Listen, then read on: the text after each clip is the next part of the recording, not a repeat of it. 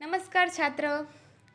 आज हम हिंदी विषय में कक्षा 10वीं की तोता और इंद्र काव्य का अभ्यास करेंगे, जिसके कवि है नरेंद्र मालवीय और साहित्य प्रकार है संवाद काव्य। संवाद काव्य यानी कि लोगों की बात को एक काव्य का रूप देना।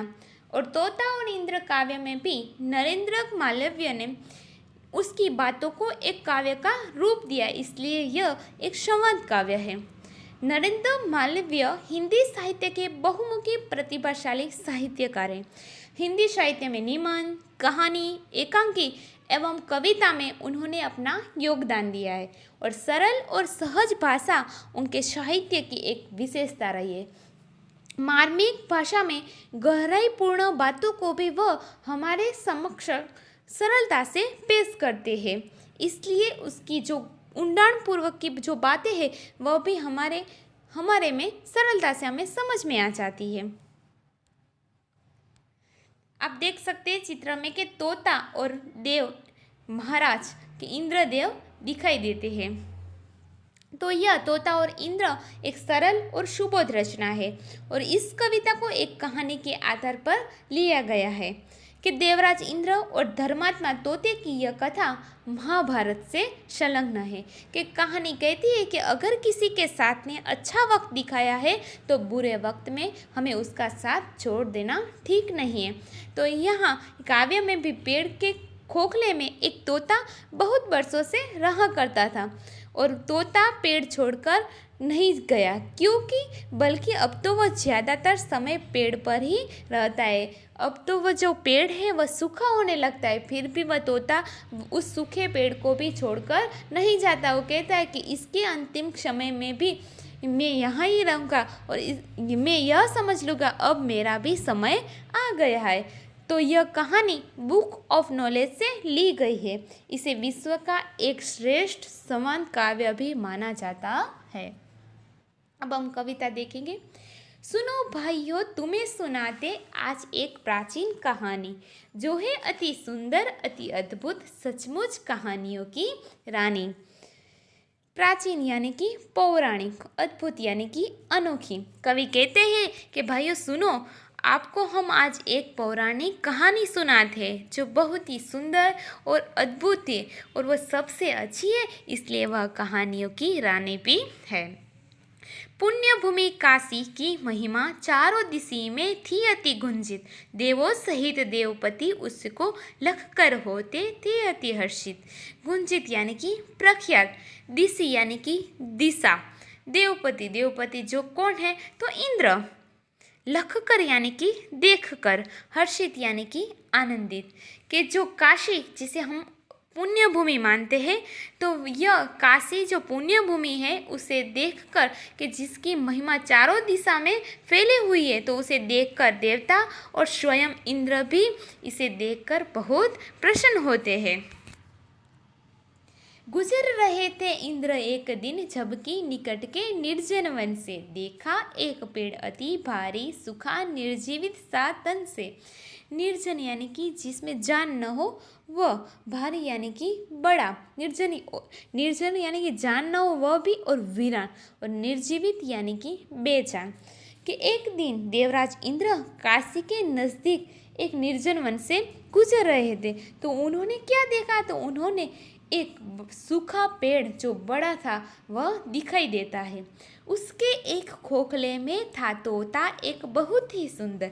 हुआ इंद्र को बेहद अचरज उसको सूखे तरु पर लख कर। अचरज यानी कि आश्चर्य, खोखले यानी कि कोटर में, कि इस सूखे पेड़ जो बहुत ही विशाल था उसके खोखले में एक उसे सुंदर तोता दिखाई देते आए। तब वह जो इंद्र था उसे देखकर बहुत आश्चर्यचकित होता है कि इस सूखे वन जो सूखा पेड़ है उस पर यह तोता क्यों बैठा हुआ है, यहाँ तो बहुत सारे हरे भरे पेड़ है, इसलिए उसे देखकर वह आश्चर्यचकित हो जाते हैं।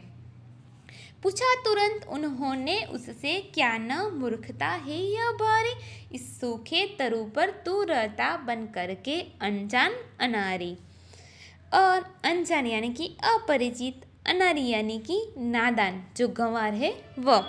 कि कि इंद्र ने तोते से पूछा कि क्या तुम मूर्ख है, कि क्या तुम्हारी यह मूर्खता नहीं कि तुम इस सूखे पेड़ पर किसी अपरिचित और गंवार की तरह बैठे हुए हो। हरा भरा तरु कहाँ नहीं है क्या इस विस्तृत सुंदर वन में, भला यही रहने में तूने सोचा है क्या हित निज मन में। हित यानी कि कल्याण, निज यानी कि अपना। के इंद्र कहते हैं तोते से कि क्या इतने बड़े सुंदर वन में तुम्हें कोई हरा भरा पेड़ नहीं मिला रहने के लिए। इस सूखे पेड़ पर रहने में तुम्हारे मन में कौन सा लाभ दिखाई देता है, यहाँ रहने में तुम्हारी कौन सी भलाई है। तोता बोला, महाराज यह तरु पहले था बेहद सुंदर, सारे वन में एकमात्र था सबसे अच्छा, सबसे मनहर। मनहर यानी कि मन को हरने वाला। कि इंद्र ने कहा कि यहाँ क्यों रहते हो तोता। तब तोता है वह भी इंद्र से कहता है कि महाराज यह पेड़ सारे वन में अपने किस्म का सबसे अलग, सबसे सुंदर और सबसे अच्छा था और सबके मन को भी वह मोह लेता था। जैसा था यह सबसे सुंदर वैसा ही था यह बलशाली, यही था इस वन की शोभा। भाग्यवान अति गौरवशाली। गौरवशाली यानी कि सम्मानयुक्त, भाग्यवान यानी कि भाग्यशाली, बलशाली यानी कि ताकतवर। कि तोता इंद्र से कहता है कि यह पेड़ सबसे सुंदर तो था लेकिन साथ साथ यह बहुत ताकतवर भी था, क्योंकि वह कोई भी ऋतुओं में जो चिड़िया होती है उसको वह रहने का आश्रय स्थान भी था। तब इस वन की शोभा इसी पेड़ से ही थी। यह अत्यंत भाग्यशाली था और पूरे वन में इसका बहुत गौरव भी था, क्योंकि यह एक सब जो चिड़िया होती है उसका रहने का एक घर भी था। चिड़िया, तोते, कोयल, मैना सबको ही यह अति प्यारा था। महाराज यही कुरूप तरु शोभा में सबसे न्यारा था। न्यारा यानी कि निराला, कुरूप यानी कि बदसूरत। कि तोता कहता है कि यह पेड़ तरह तरह की चिड़िया जैसे कि कोयल, मैना, तोता सबको बहुत प्रिय था और इन सब का इसी पेड़ पर बसेरा था। उसका घोंसला भी इसी पेड़ पर था। महाराज आज यह पेड़ बदसूरत दिखाई दे रहा है पर इसकी शोभा सबसे निराली थी। मैं जन्मा हूँ इस सब पर जब इसकी शोभा थी नहीं निराली, अतः मुझे प्राणों से भी प्यारी है इसकी डाली डाली। कि तोता इंद्र से कहता है कि मेरा जन्म उसी समय हुआ था कि जब इसकी शोभा सबसे निराली थी। बचपन से मेरा इस पेड़ से लगाव रहा है, इसलिए इसकी डाली डाली मुझे अपने जान से भी प्यारी है। इसकी मोदमयी छाया में मैंने था निज होश संभाला, यह है मुझको गाना, मुस्काना, उड़ना सिखलाने वाला। मोदमयी यानी कि आनंददायक, होश संभाला यानी कि जिम्मेदार बनना। कि कहता है ये तोता इंद्र से कि इस पेड़ की जो आनंददायी छाया है इसी में मैं बड़ा हुआ हूँ और मैं एक जिम्मेदार तोता बनना हूँ। और यह पेड़ है जिसके संपर्क में, जिसके यहाँ रहने से मैंने बोलना, मुस्कुराना और उड़ना भी सीखा है। बचपन से लेकर के अब तक इसने दी है मुझको छाया, मैंने हरदम इसको ही सुख दुख का सच्चा साथी पाया। कि मैं बचपन से लेकर आज तक इसकी शीतल छाया में ही बड़ा हुआ हूँ और कोई भी वक्त हो वह मेरे सदैव मेरा साथी रहा है, इसलिए मेरे सुख दुख का सच्चा साथी भी यही पेड़ है और यही मेरा पालक और पोषक भी है। किंतु कुछ दिन पहले आया वन में एक शिकारी, उसके विष से बुझे बाण ने इस पर ढादी आफत भारी। ढादी यानी कि प्रहार करना, आफत यानी कि संकट, विष से बुझे यानी कि जहर से भरा हुआ। तोता कहता है कि यह जो सबसे सुंदर पेड़ था इस वन का, लेकिन कुछ दिनों पहले इस वन में एक शिकारी आया था और उसने अपने जहर से बाण है वह इस पेड़ पर उन्होंने प्रहार किया था। तब से इस पेड़ पर संकट आ गया है, इसके कारण सूख रहा है तब से यह तरुवर दिन प्रतिदिन। अब तो इसके साथ साथ ही मेरा भी होगा अंतिम क्षण। कि तोता कहता है कि विष के कारण यह पेड़ दिन प्रतिदिन सूखता जा रहा है। अब तो मुझे भी ऐसा लगता है कि इसके साथ साथ मेरा भी अंतिम समय आ गया है।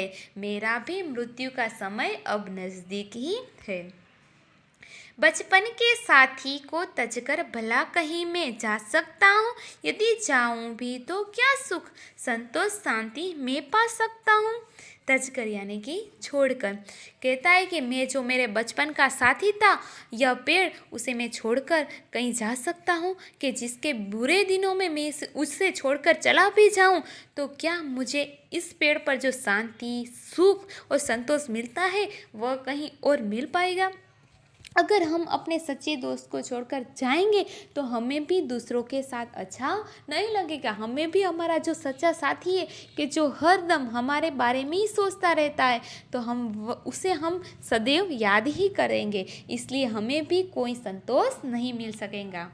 इससे अच्छा है मैं इसके दुख में थोड़ा हाथ बटाऊं और अंत में सुख से इसके संग संग में भी मर जाऊं। हाथ बटाना यानी कि सहभागी बना, सहायता करना। कि कहते तोता है वह इंद्र से कहता है कि इससे तो अच्छा है कि मैं भी इसके दुख में इसका सहयोग बनूं, इसका साथी बनूं और अंत में इसके साथ मेरा भी अवसान हो जाए। मैं सुख से मृत्यु को प्राप्त तो कर सकता हूँ क्योंकि मेरे मन में संतोष रहा होगा और मेरे मन में शांति होगी क्योंकि मैंने अपने दोस्त का साथ निभाया। दंग रह गए इंद्रदेव तोते की यह सब बातें सुनकर। फिर तोते से बोले वे यो तुरंत अत्यंतिक हर्षित होकर। हर्षित यानी कि प्रसन्न होकर, दंग रह जाने यानी कि चकित रह जाना।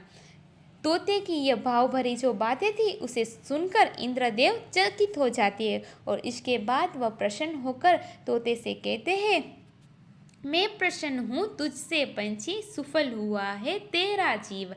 मांग तुरंत वर कोई मुझसे पूर्ण करूँगा मैं इस ही क्षण। वर यानी कि वरदान, सुफल यानी कि सफल होना। के बाद में इंद्रदेव प्रसन्न होकर तोते से कहते हैं कि अब तुम्हारा जीवन सफल हो गया है। अब तू मुझसे कोई भी वरदान मांग ले, मैं तुरंत इसी समय तुम्हारा वरदान है मैं उसे पूरा कर दूंगा। तोता बोला, देव यही है अभिलाषा मेरे जीवन को, हरा भरा कर दे यह तरुवर जो है शोभा सारे वन की। अभिलाषा यानी कि कामना, आकांक्षा, आशा।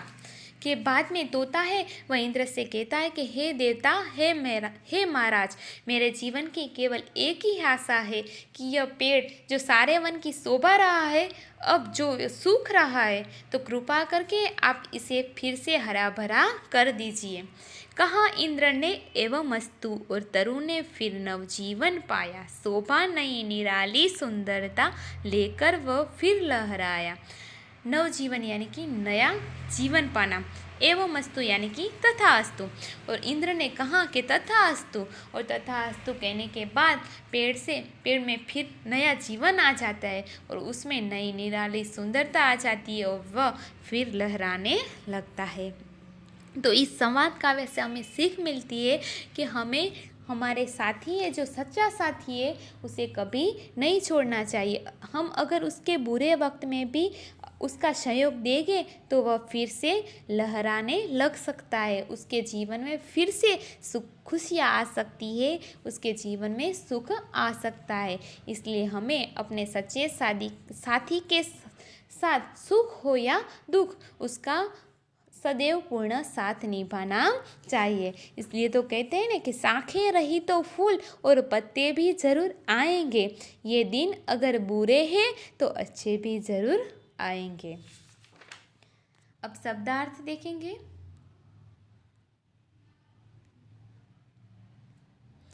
प्राचीन यानी कि पुरानी, पुण्य भूमि यानी कि पवित्र भूमि, दिशि यानी दिशा, निर्जन यानी कि वीरान, खोखला यानी कि पोला कमजोर, अचरज यानी कि आश्चर्य, तरु यानी कि पेड़ और वृक्ष, निज यानी कि अपना और स्वयं, कुरूप यानी कि बदसूरत, तजकर यानी कि त्याग करके छोड़कर, अभिलाषी यानी कि इच्छा, लखकर यानी कि देखकर।